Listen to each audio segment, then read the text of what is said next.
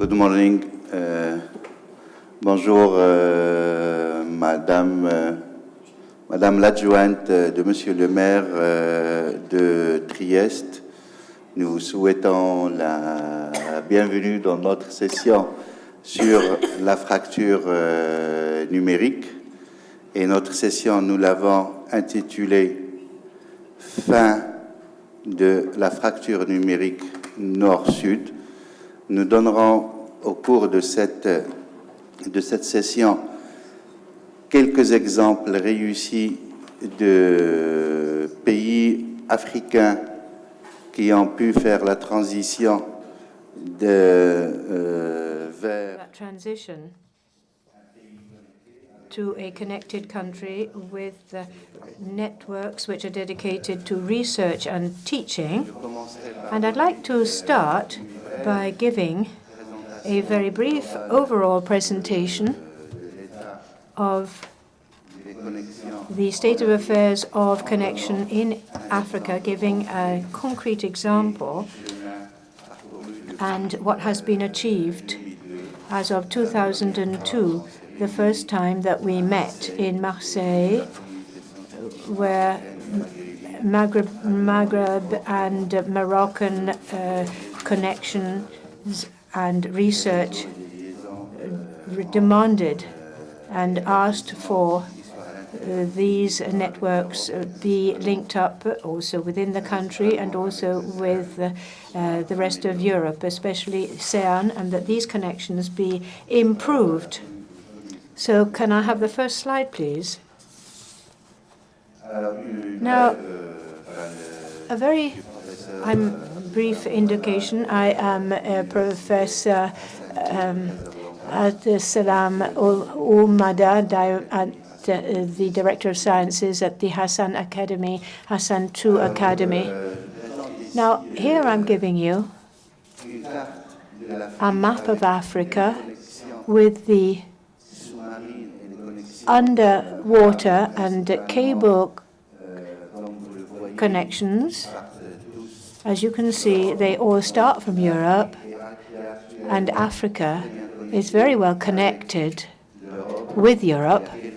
And there are some cables that come from Asia, but most of these link-ups are between Africa and Europe, or Europe and Africa. These connections have as their main operator as teachers and researchers is the Géant network. And this links the southern rim of the Mediterranean to the rest of Europe, going through Turkey, Israel, Jordan. And these networks, it depends on the country, go from 100 megabytes to 600 megabytes in the case of Turkey, Israel, and also they are 600 or 600 plus. Now, let's talk about a particular case. In 1998, Morocco decided to set up a network linking up the 14 public universities in Morocco. And this was called Marwan, this network. It's an acronym to say that this is the network for teaching and research in Morocco. So in 1998, 2001 was the starting phase. In 2002, 2003, we had already connected the 16 cities with universities in the country. And there was 34 megabytes which were used. It was 45 megabytes, but 10 megabytes, in fact, went to the industry and the rest to research and teaching. And currently, Marwan 3, that's the third generation, has a band of 100 megabytes, and it's linked up to the géant network of the 15 universities with 112 institutes are connected, and we have things also in the outlying areas which have been connected. And also we have 6 institutes of research in the ministerial departments that are now linked in. So you've got your network, but what are you going to do with it? This need was created, or this fact was created, thanks to the research endeavors, especially the energy research endeavors, and we linked with the Department of Physics in France, and also with CERN. And these connections allowed us to work in good conditions, and therefore to demand or ask for the setting up of this network and the setting up of a calculation grid for general research. And this current grid should have about 160 CPU and 40 kilobytes of storage. And also we have this thanks to Petroa and CERN, and we were able to set up, thanks to these institutions, our grid. Here you have some applications or the groups that work on this network. The largest consumers is theoretical chemistry and energy. They use this for simulations, and géant for gate programs, and also medical physics uses it a lot. But they look at and look to the géant for and the gate systems, and also the others, as you can see on this slide, also link into this grid. So there's a lot of activity ongoing in this grid. In 2012, we received a donation from CERN of 165 servers. Part of these were installed at the National Center for Research and Technology, which is the institution that, in fact, is concerned with Marouane, the networks, everything which has to do with the research, and also it is a funding company and also looks after the actual physical network of Marouane. So about half of these servers were installed at the CNRST, and we were therefore, as a result of this, able to improve the grid. And here you can see the actual servers of CERN with the Atlas logo on it. And if you go to Rabat, I certainly can take you around this center. You can see these. Here you've got an example of the sort of programs which go over these servers and grid, and they're linked into the Atlas calculation system. And you've got an example of a couple of the programs here.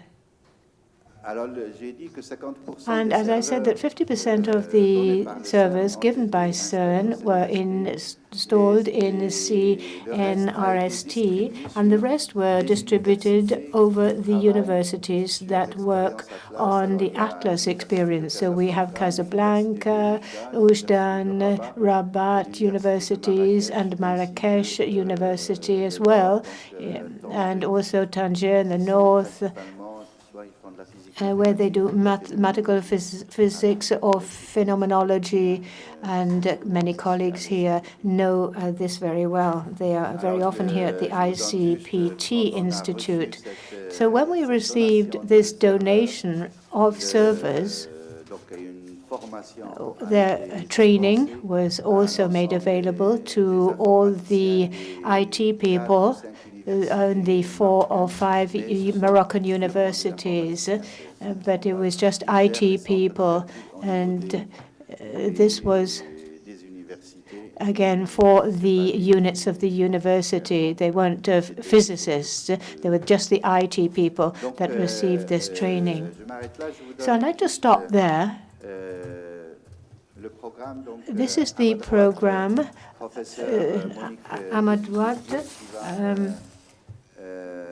Monique Petitdidier is senior scientist at the IPSL, is going to give you some examples of the use of the internet networks in Africa that cover the whole of the continent. And also on my left, we have Professor Moussa, who is from Niger and is going to give you an overview of the Niger internal network. One should know that Niger is one of the countries that has made enormous strides forward. In fact, I read an article that Niger is about to install 3,000 kilometers of optic fibers throughout the country. And this is a Chinese operation that is going to install these fibers. The bands still have to be installed, but there is infrastructure in which is being set up in this country.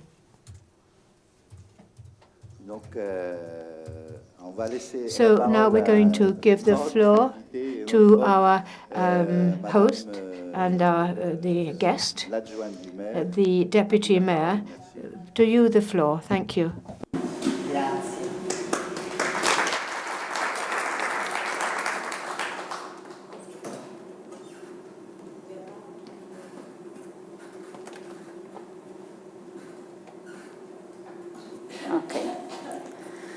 Good morning to everybody.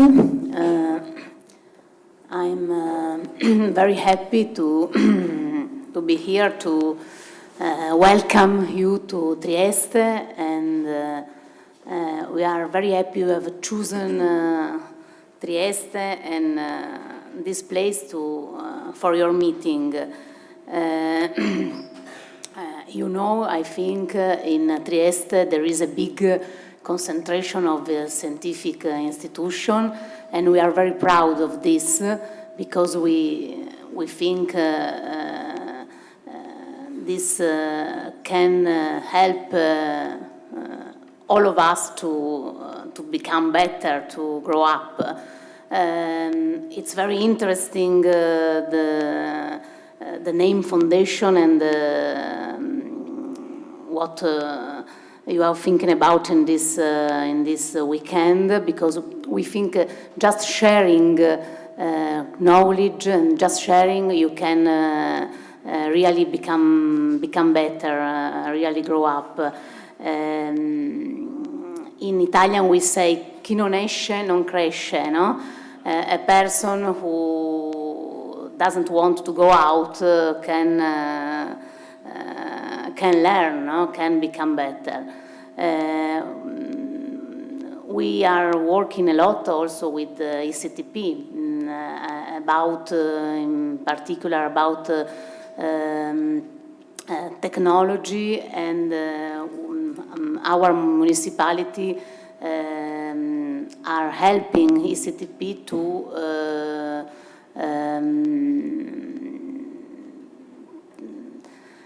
in Shifab Lab, no? Is a place where, in particular, young people can learn that the technology can help all of us to.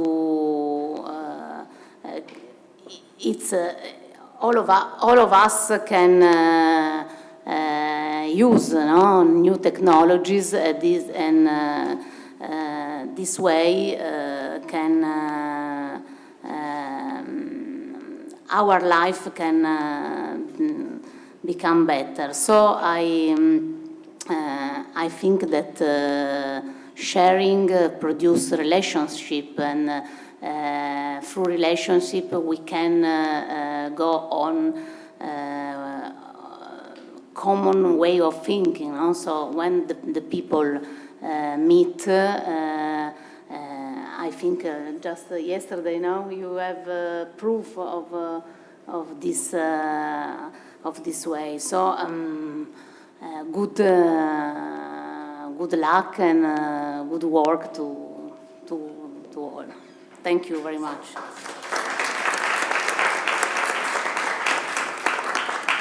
Thank you. Donc je donne la parole tout de suite à Right away to Monique Petitdidier. She's going to talk to us about an example of a network set up in her own field, more generally on the African continent. The floor to you.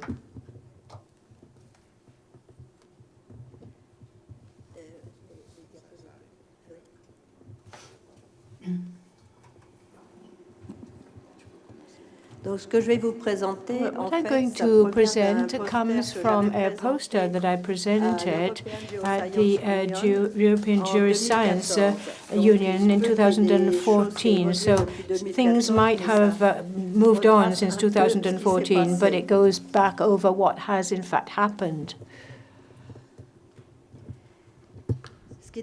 Now, what's interesting is to see how all the progress made between the first meeting with the sharing of knowledge in Montpellier in 2007 and now what has gone on. And I'd like to say how, in fact, this works in planet sciences, especially atmospheric research. We organized international meetings and to have information on all of the globe, because there are differences depending on the altitude and the latitude. And these international meetings and research focus the scientific community on the whole of the world and has created international collaborations which have allowed us to have common studies among the various research groups, to have exchange of scientists, and also to develop dissertations and theses that span continents. The first initiative, which was quite extraordinary, was the International Geophysical Year, and all countries, in fact, created something with regard to this. In fact, whether this was something in the small islands in the Pacific or over a large continent.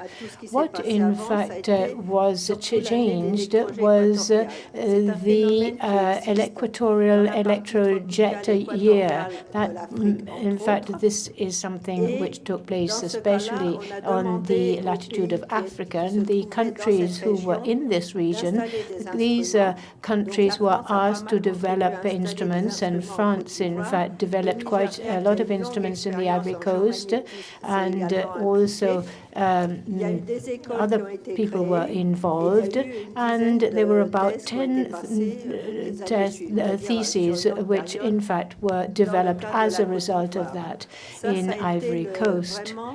And that was one of the key points in the development or the redevelopment of certain laboratories, of research laboratories in Africa. The second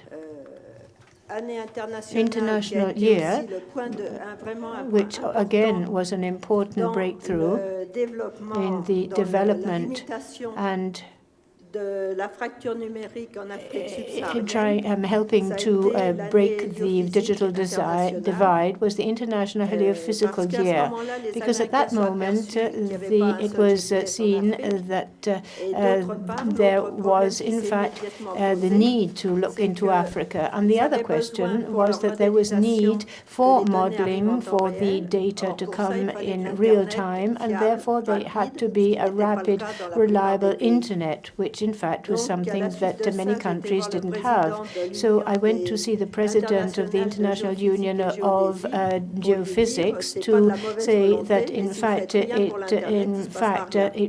if this internet was not improved, nothing could be done, and that Africans had to in fact send on their data via cyber cafes.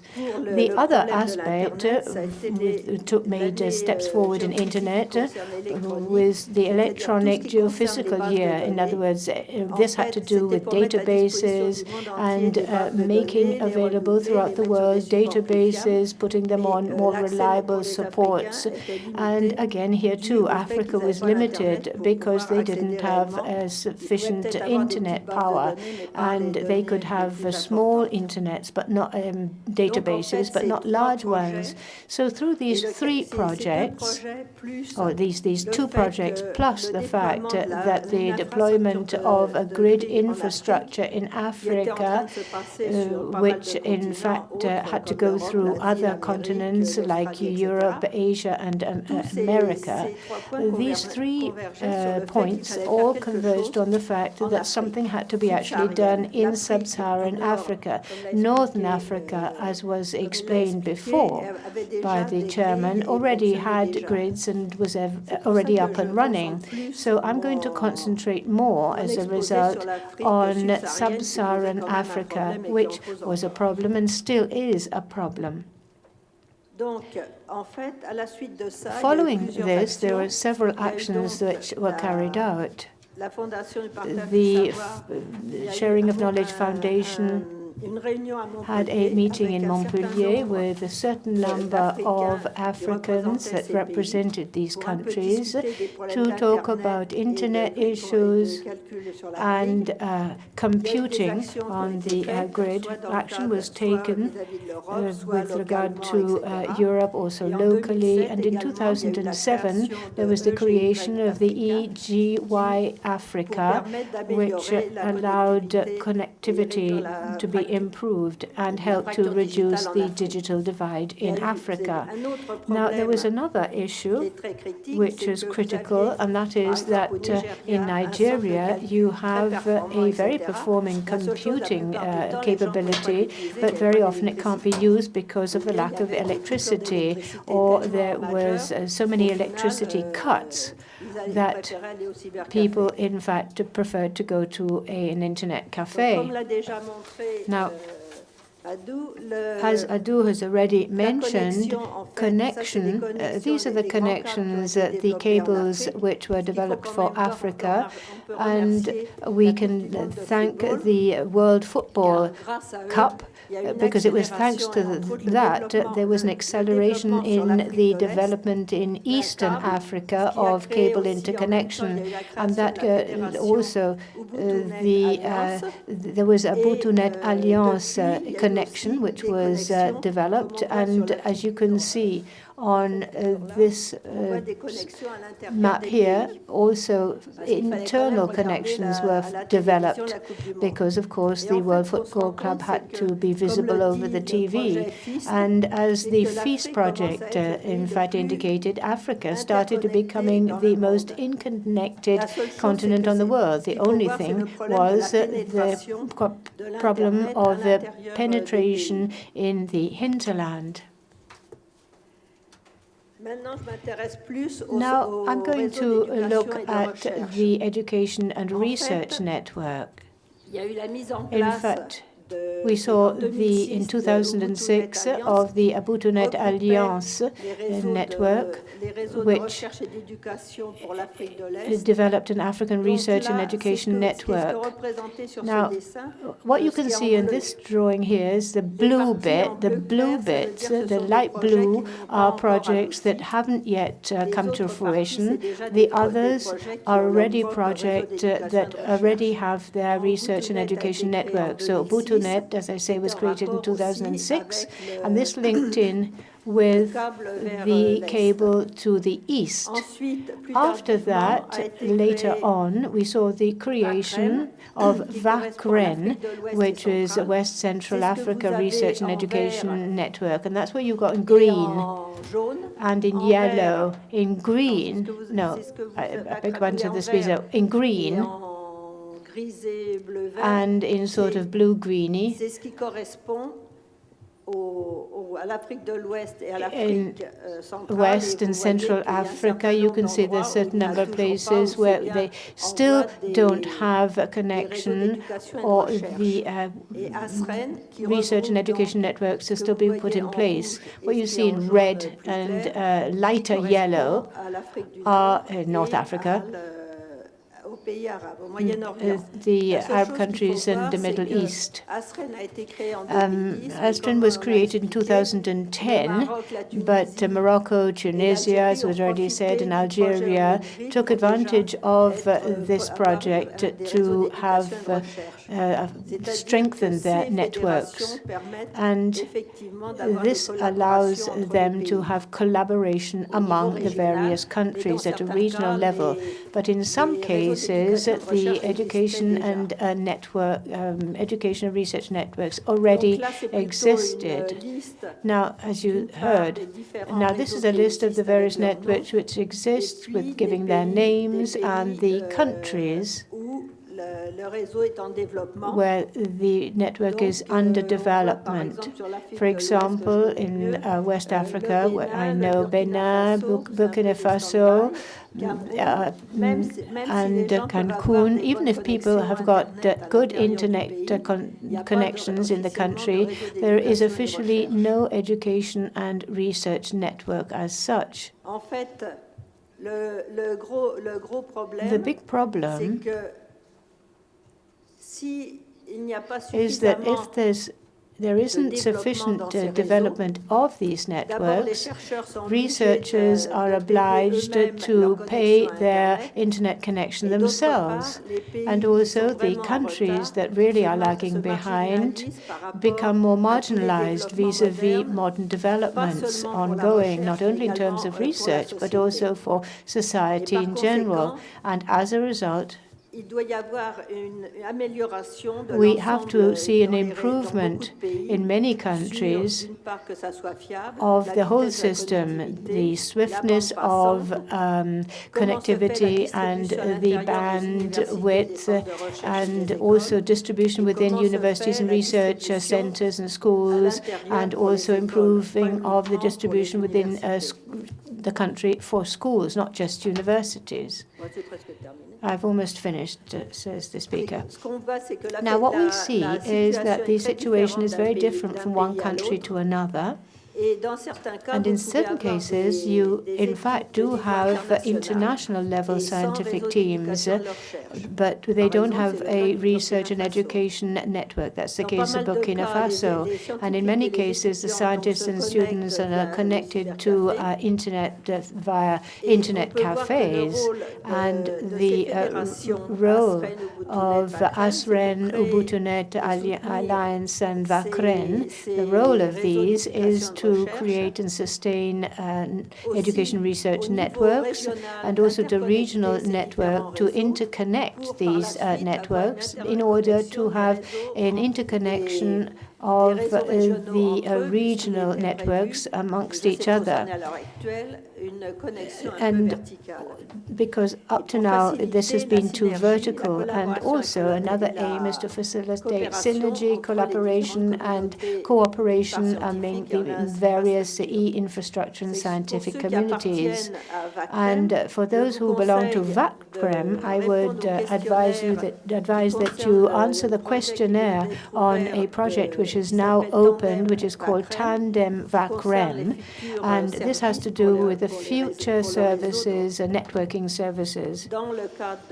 In the case of VACREN, there were many other projects For example, there was IE for Africa and mentors, and also this especially was the case for sub-Saharan Africa, where the problems were most severe, and there was also the setting up as a result of a certain number of services and surveillance possibilities. But even if you now have more higher performing systems, at least scientists need to have computing power.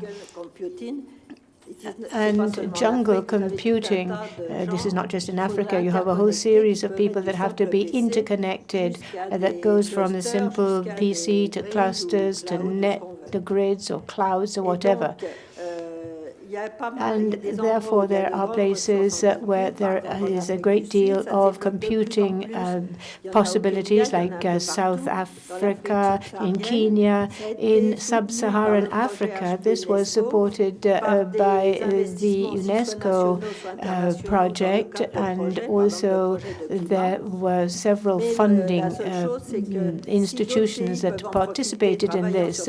But other countries, in fact, should be able to also cash in on this, and therefore we have to have a wider series of collaborations to ensure the inclusion of other countries. Now, this is a project which has just concluded, and the other project which is about to start now, which is called ESC Gaia, and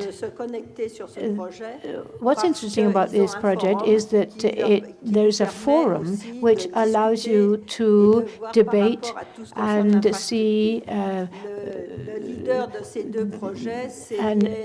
be able to somehow heal the digital divide. This starts from a nuclear research Italian institution, and Roberto Barbera is the coordinator of this latest project, C Gaia.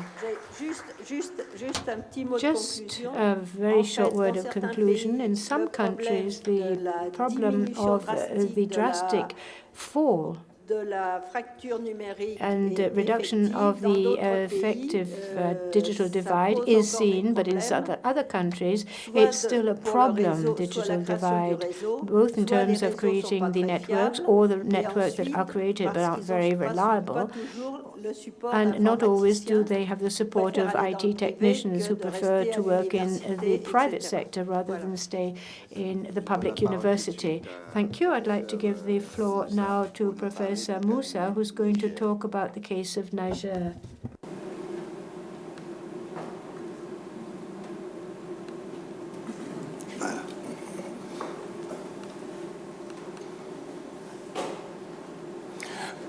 Merci beaucoup. Je tiens d'abord à remercier les...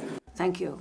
I'd like to thank the Foundation for this opportunity to present here a process whereby, in fact, lies the key to progress. And the key to progress is solidarity. Without this solidarity, actually, this education and research network would not allow for the resolving the main issue, which is the great isolation of researchers in Africa. And to now place this in the context of this presentation, I'd like to speak here about the role of the education and research network to end the digital divide for research and education community in Africa. And I would also like to present a concrete case in point. First of all,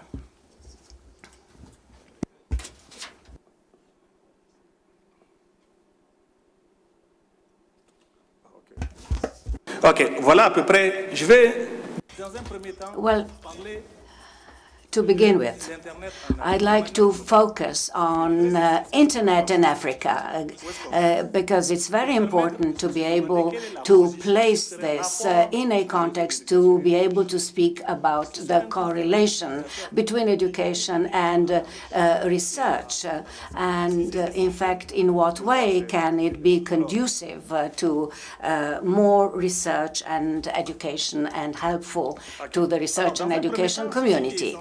Now, of key importance is to look at the progress reached, not only, in fact, the position of Africa, but there is indeed an essential element, and that is how, in fact, access to the mobile progressed, and that is in the period under review. We can speak about 8%, and that is quite certainly one of the greatest increases at the global level. However, there is also a second element, and that is penetration of internet penetration, and some 9% in 4 years. Now, let's look at the level where we are, about 50% when you take, for instance, the Asian countries, African countries, and so forth. A third element in this mobile broadband penetration is access to internet access, access to broadband, in other words. And what was achieved in 4 years, 19%. It is really quite remarkable. However, we are still not in a comfortable position in this regard. If you compare, for instance, access to fast internet, well, these are percentages that cannot even be thought of as compared to others. And that is indeed the greatest challenge. Because quite certainly, probably in the mobile sector, something could be done, and I think that this is the area that should be targeted. And in adding up all these elements, we find that Africa, in terms of development index, Africa is found at 2.31, whereas the average, the global average is 4.7.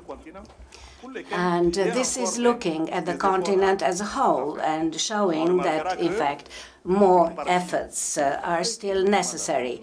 And when we look at Africa or North Africa, for instance, we can see, in fact, what still needs to be done.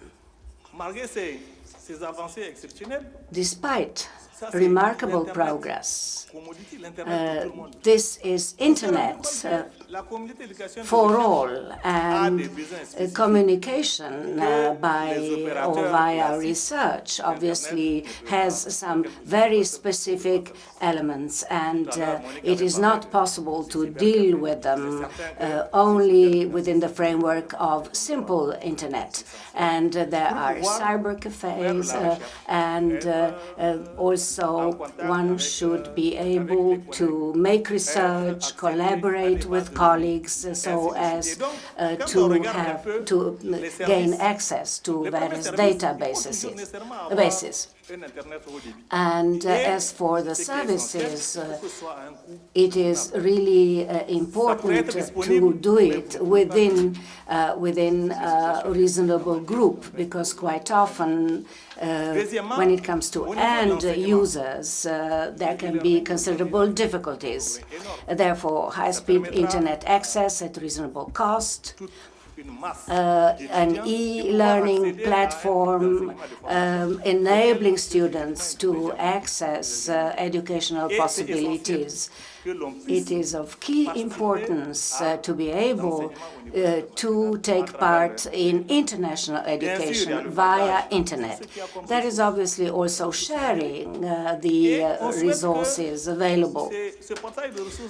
And digital resources, well, that's by all means very important, especially when it doesn't cost anything. It means sharing digital library resources at no cost. And that is the idea of sharing resources, scientific resources available in the scientific community.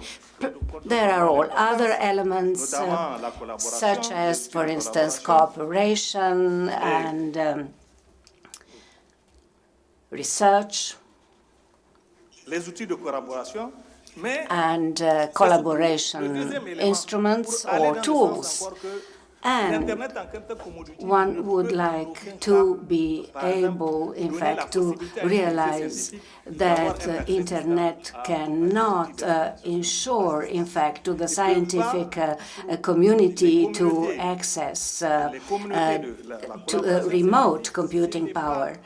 And because this is quite certainly not the tool enabling to do it.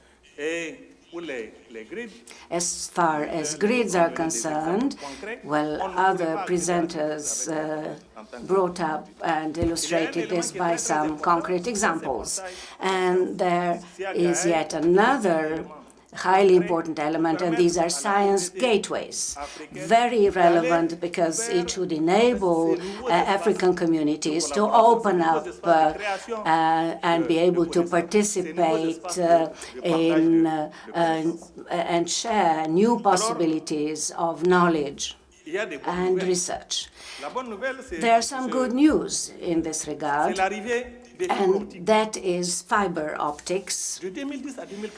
Between 2000 and 2014, there has been an extraordinary advance in this area, and in the western part of Africa and also eastern part of Africa, and that is something that allowed for a transversal dynamics in turning, permitting the connectivity between North, West, and East Africa, and Central Africa, for that matter. And interestingly, it is actually not by chance that this happened, and we can see that most of the time, Western Africa, Central, Eastern Africa, as well as North Africa, they are more and more interconnected. Yet there is still a lot to be done.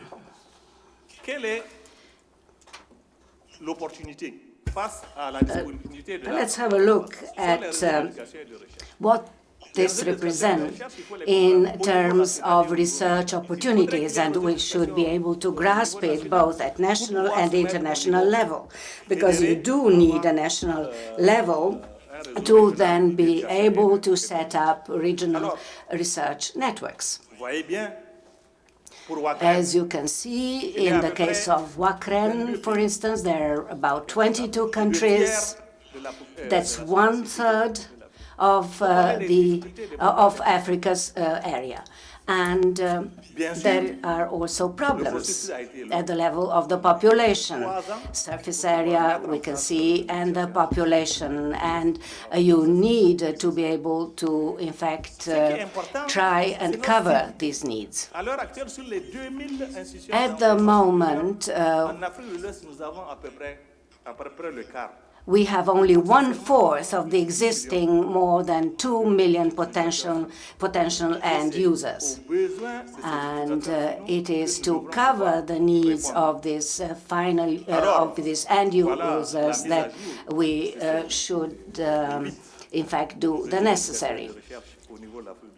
and 8 out of 22 countries. So that only shows that there is something to be undertaken. These are the currently established NRENs, and that is what should allow us to have trust in this system and, in fact, to go on following this progress. These are challenges, and in fact, the three main challenges are the challenges in the area of infrastructure, of bandwidth, and for instance, neighboring countries, quite often they have to go outside to achieve connectivity. And Monique also mentioned that there is also the issue of human competencies. And in education and research, there is not just that, but there is also, you need to establish a human network, which should be as performing as possible to be able to collaborate and to achieve the progress of science. And this will always happen at the level of internet. Then obviously there are differences among countries in this respect. Many countries in some countries, there is, for instance, a monopolistic situation in this respect, and there is also a lack of cooperation between countries. And WACREN, this is a network that was able to rely on good partners, and the first being RENATER, that is a research group of France, and it became really quite important in Africa on the basis of the WACREN network, and it wouldn't have been possible to speak about interconnectivity without speaking about the various problems that are related to RENATER and also other networks. We should be able to understand that in this dynamics, we'd like to be able to learn from others, and we'll be the last in the world, our continent, to benefit from all the research in this area. And hence we were always saying that this was in fact our main tool, and this is in fact how important advances can be achieved. As for participation, we took part in a number of projects. That is within the framework of the EU Horizon 2020 projects, and it was possible, in fact, to respond to various tenders. Most importantly, there is MAGIC, and there is also Gaia. And these projects target various projects for Africa, and they are especially therefore geared towards Africa and the WACREN network. And on the 8th of December in Montpellier, this will be launched. Africa Connect, this is where it was launched. And this is, in fact, what has been made possible. And the starting point of cooperation and solidarity is at the very heart of this process. Thank you for your attention. Merci, Professeur Moussa. Merci. Thank you. Thank you, Professor Moussa. Thank you, Monique. Any questions from the floor? Professor Bechakloun, please wait for the microphone. Oui, bonjour. Alors... Hello. Just a small observation and also perhaps a question. All this is very well. It's good to avail oneself of different connections and to be connected. Obviously, the infrastructure is very important, and to be able also to have the means and the funding available. However, we should also look toward the future. And does it really mean that we look ahead towards the future in terms of the projects?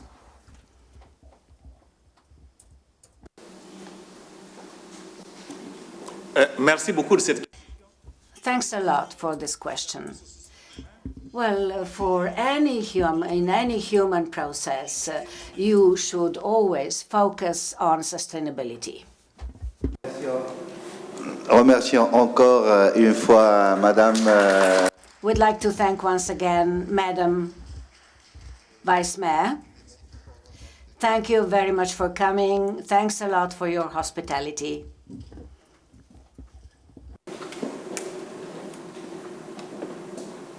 See you on some other occasion.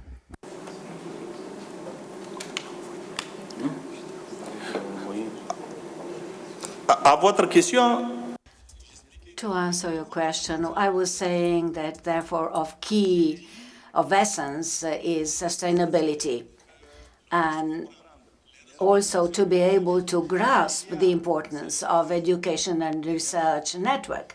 That is an infrastructure network indeed, but also a human network. And that is so important. And we should be able to speak about this human network, because this is not something that is absolute. There is the regional level. At the regional level, it's easier to settle the human resources issue, and it's easier perhaps also to mobilize the necessary knowledge.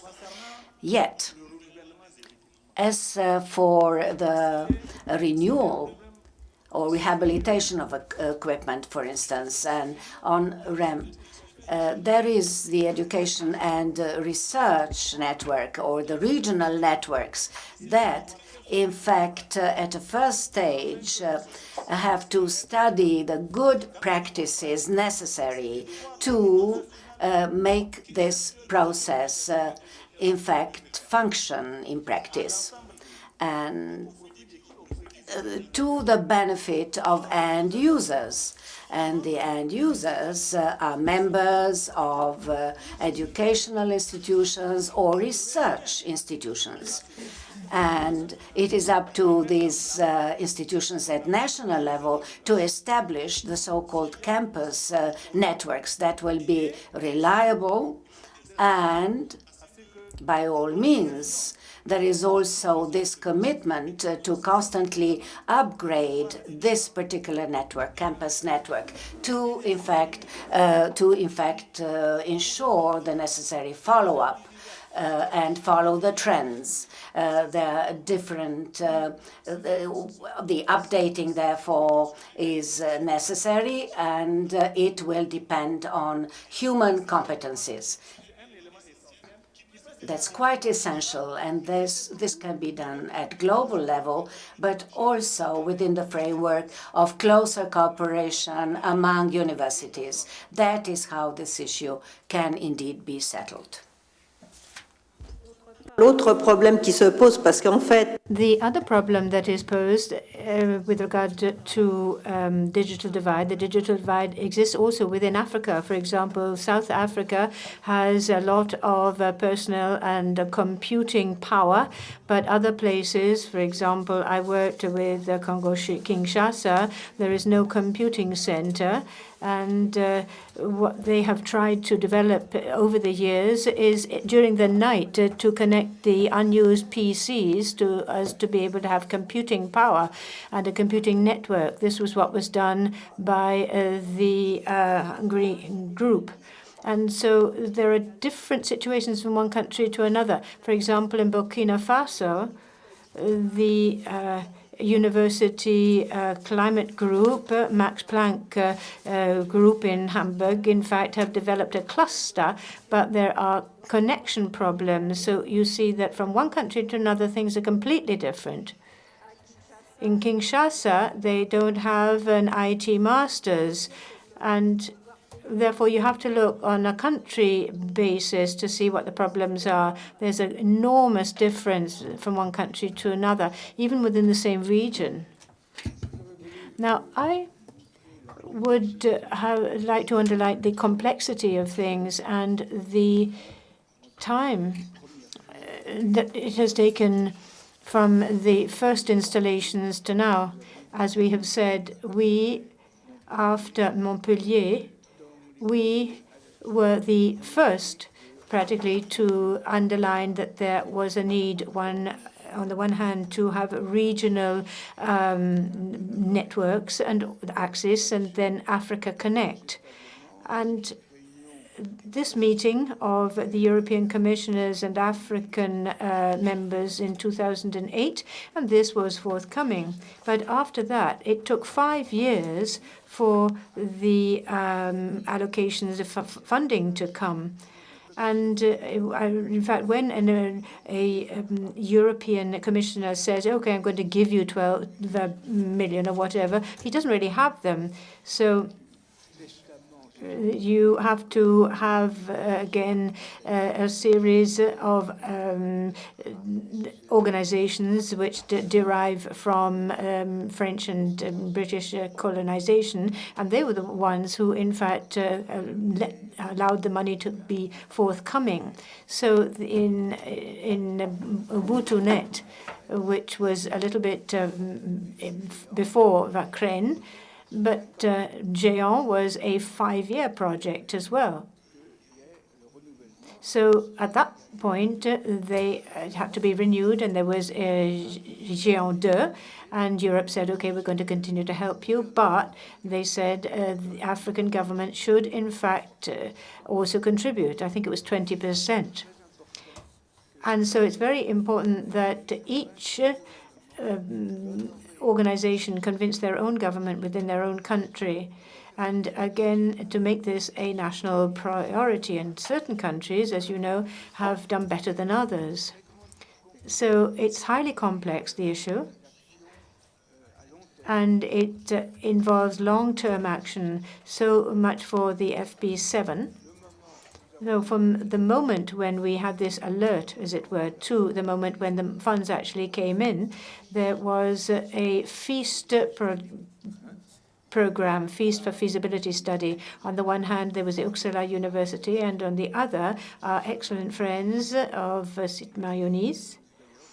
And they took more advantage than we did of this because they're within the FP7, and therefore they had greater clout for credit. We weren't. But you can see that all these things are highly complicated, and there is interaction between what happens within the various countries and the link-ins with Europe.